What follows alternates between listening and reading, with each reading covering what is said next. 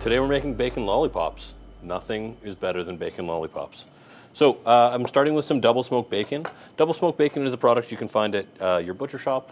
Most grocery stores carry it, and you can buy it in slabs or you can buy it sliced already.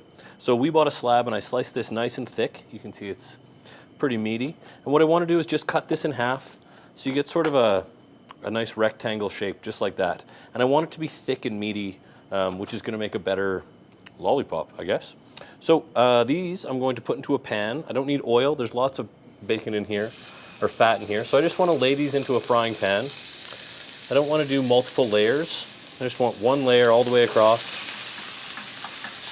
And what I want to do is start to crisp my bacon. So I want to get it nice and brown, but I don't want to cook it too much. I'll finish it in the oven. So I'm going to start it in the pan, get it crispy on one side, and then flip it over. While that's happening, we're going to make a caramel, actually a bourbon caramel, which makes everything that much better. So I have a small sauce pot here, and what I want to do is pour a little bit of water in the bottom to make a simple caramel sauce. And then what I like to do is comfortably pour the sugar right down the middle of the pot. You don't want the sugar to touch the sides. You want it to sort of build a little island in the middle of the pot. And what that's going to do is, as it heats up, the water will slowly dissolve the sugar, and it has less chance of sticking to the sides and possibly crystallizing. So I'm going to turn this up to a medium-high heat, and this is slowly just going to start to dissolve. So the water dissolving the sugar, and if you start with your sugar right in the middle of the pot, as it dissolves, it's going to avoid it from sticking to the side. If it does start to stick, I have just a mason jar here with a little pastry brush, and with the pastry brush you can just brush around the outsides of your pot if you find it sticking or you're getting a little bit of crystallization in your sugar. And what that's going to do is really help it stop it from crystallizing. If you get a crystallize, you won't get a smooth caramel. So my bacon's been cooking for a couple of minutes now. I just want to start the browning process. So now what I'm going to do is flip this over, and you can see you're getting that beautiful, crunchy, delicious, everything we love about bacon flavor. So flip these over. And then what I want to do is, we don't want this bacon to curl like it does when you're having bacon at breakfast. So what I'm going to do is turn off the heat. I have a piece of parchment paper here and a small pie pan. So I'll set the parchment paper on top of this, put the pie pan on top of that to weight it down. And what that's going to do is stop the bacon from curling. And then this bacon is just going to go in the oven to finish cooking. So my caramel now, the sugar is all dissolved. It's gone to a clear liquid again, and this is at a really high rolling boil. So what we're doing now is dissolving the water and bringing the sugar up to temperature. So this sugar needs to get well above 250 degrees. You need to be really safe here while you're doing this. As this is boiling, the sugar is going to start to caramelize. You'll get that amber color. And as soon as it starts to turn amber, we're going to add a little bit of whipping cream. So we have some whipping cream here, a little bit of bourbon or your favorite dark brown rum. Or dark brown alcohol, I guess, rum, rye. Bourbon is really nice because it has that great flavor to it. And a pinch of salt.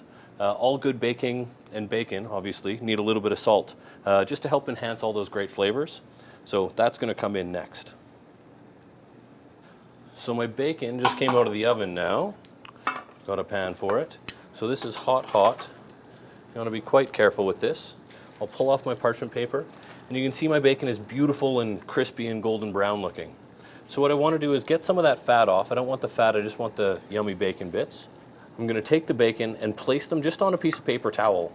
And what that's going to do is absorb some of that excess fat and leave me just with the most delicious parts of bacon. So for lollipops, I have some skewers here. This is just a thick skewer that'll work fairly well. What I want to do is cool this to make sure it's cool enough to handle, and then pick up the bacon and slide your skewer right into it so you get a nice firm handle, just like that. And then I'll lay this onto a baking sheet. So I'll do these all up.